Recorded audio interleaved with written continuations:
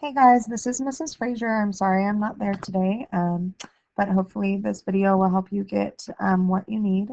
Um, if you will make sure that you have all of your supplies today before you get started. So if we need to pause the video, go ahead and pause the video as students get supplies.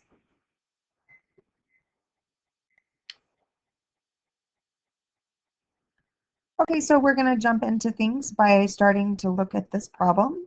So Jerry has a new job and earns a salary of $45,000. Victoria has a new job and earns a salary of $54,000. Jerry will receive a salary increase of $2,500 per year, and Victoria will receive a salary increase of $1,500 per year. Which equation can be used to find X, the number of years it will take Jerry to earn the same salary as Victoria? So with your table, discuss which answer do you believe is correct and why. Go ahead and pause the video for discussion.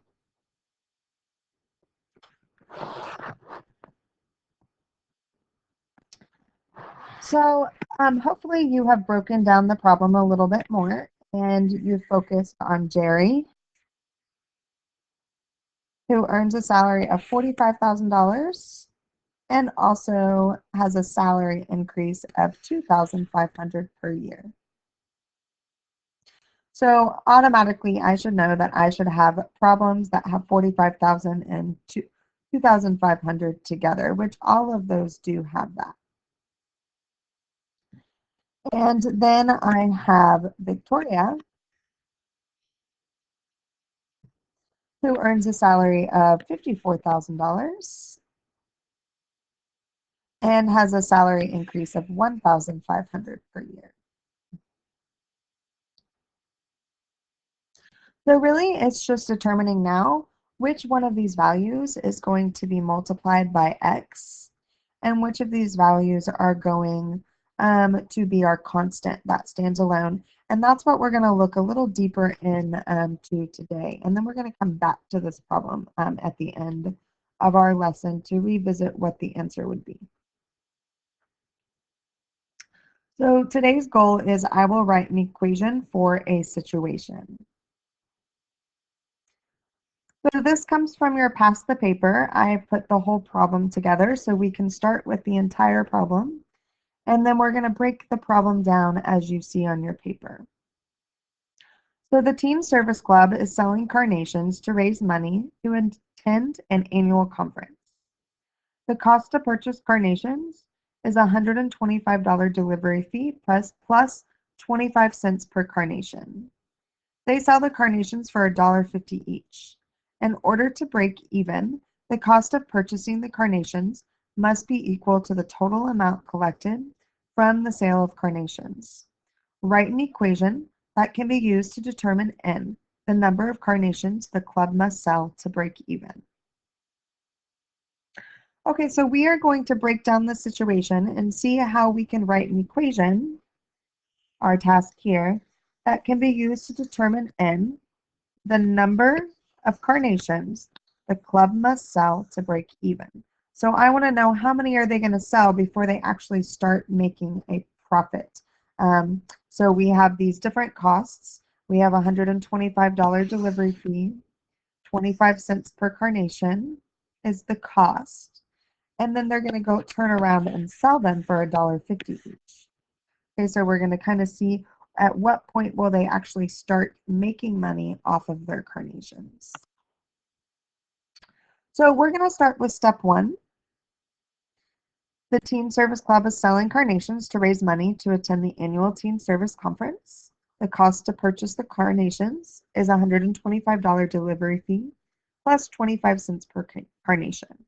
Write an expression to determine the cost of purchasing N carnations.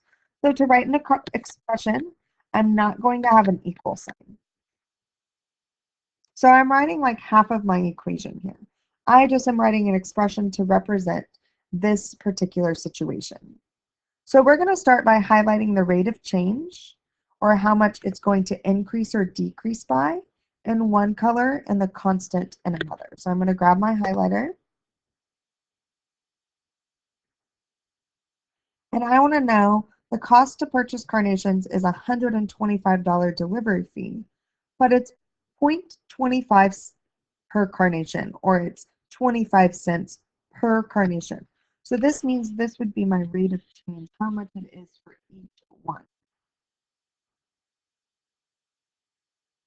A good keyword for that is per. That's often a key for your rate of change. But I'm also thinking, but that is something that's happening more than once. So that needs to be my coefficient.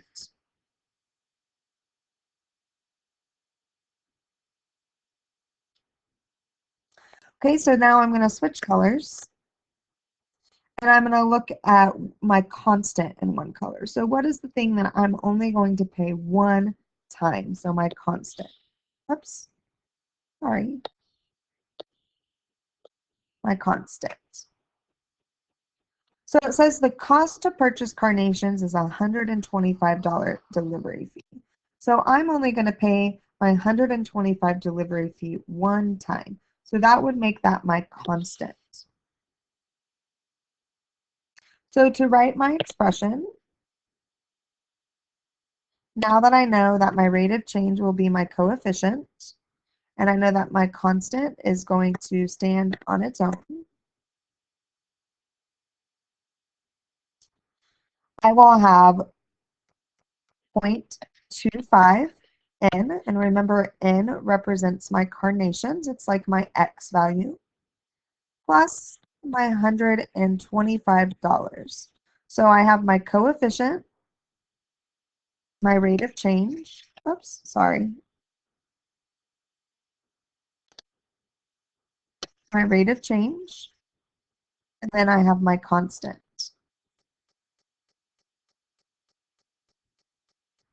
So this will be my first expression.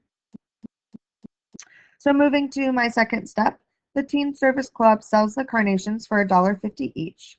Write an expression to determine the total sales of N carnations. So we've moved to the second part of our situation. So now the Service Club is going to sell the carnations for $1.50 each. So their rate of change, I'm going to highlight it in yellow, is $1.50. This will be my coefficient. And in this case, I don't have a constant. They're not starting with any money, or they are not they don't have any other information except for this $1.50 each. So when I write my expression, I'll have $1.50 in. So to figure out how much money they would make, I would multiply $1.50 times the number of my carnations. The number of my carnations.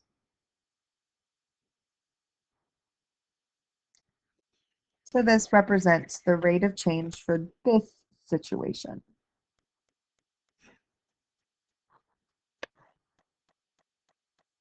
So in order to break even, the cost of purchasing the carnations must be equal to the total amount collected from the sale of carnations. Write an equation that can be used to determine N, the number of carnations the club must sell to break even. So to break even means that I want them to be at least equal. I want to make back I want to make back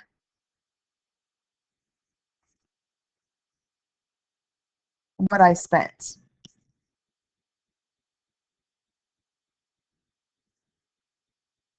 So I'm going to write an equation to help me figure out when would both of these be equal. So looking back at my first equation, we know that their cost to purchase was 25 cents per carnation. So 25 times the number of 0.25 times the number of carnations that I would buy, plus $125 service fee. And again, remember that my rate of change here was 25 cents and my constant was 125. And I want to know, when will this be equal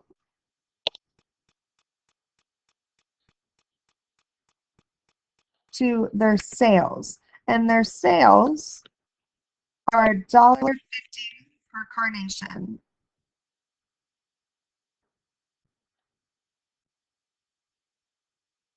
So $1.50 in.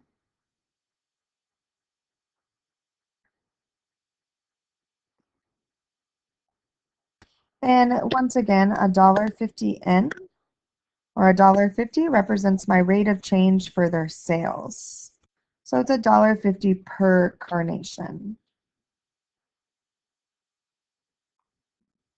So this is how we would write an equation for the situation.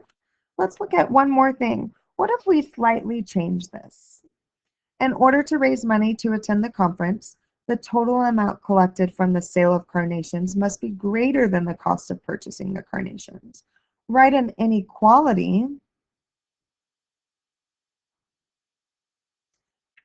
to determine when the club will make a profit. So I want to know when they're going to actually make money. I don't want to just break even, but I actually want to make money. So I'm going to write an inequality or use my symbols less than, greater than, less than or equal to, or greater than or equal to when the club will actually make profit. Okay, so I have two situations and I'm going to label these a little bit better so that we can see. My first situation that we have is how much money they spend on the carnations. So we'll say money spent. And then I have my money that's earned on my carnations. So my actual sales. So money spent, we know, is 25 cents per carnation plus $125. And money earned, we know, is $1.50 per carnation. And I want to know when the money earned will be greater than the money spent. So I want to make sure that I open that symbol towards that money earned to represent that $1.50, or the money earned would be greater than the money spent. Of course, another way to write this is like this. You have to be flexible to understand that both of these would be the same thing. But what you can see in both of these is that I still have my rate of change. I still have my constant. And you can tell that in both cases, that my symbol is opened in the same, like open to that $1.50 side, because I want my money earned to be more than my money spent. My money earned to be more than my money spent. I'm going to draw a line after these because this here would be my earned and this would be my spent.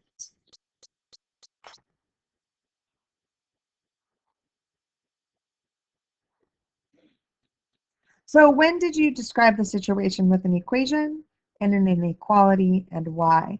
Go ahead and pause the video and discuss with your table. Okay, so hopefully you said that we used an equation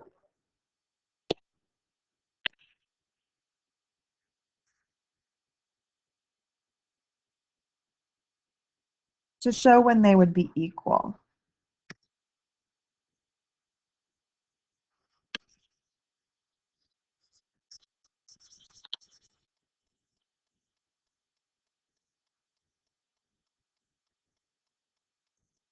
And an inequality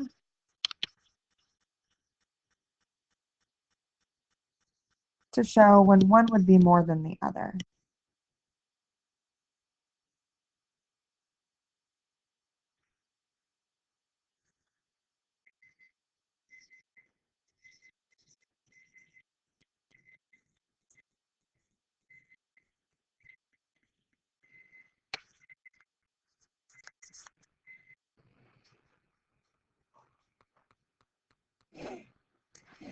So we know that our equation, our equal sign, will be used to show the equality, and my inequality symbols will be used to show the other relationships and those expressions. Okay, so you have some options to close out class. Actually, we're going to hold off on the options until tomorrow. So no card match or Mathlet and quizzes until tomorrow. But your job before you leave my class today is the riddle me this. This needs to be turned in before you leave class today, even if it is not finished.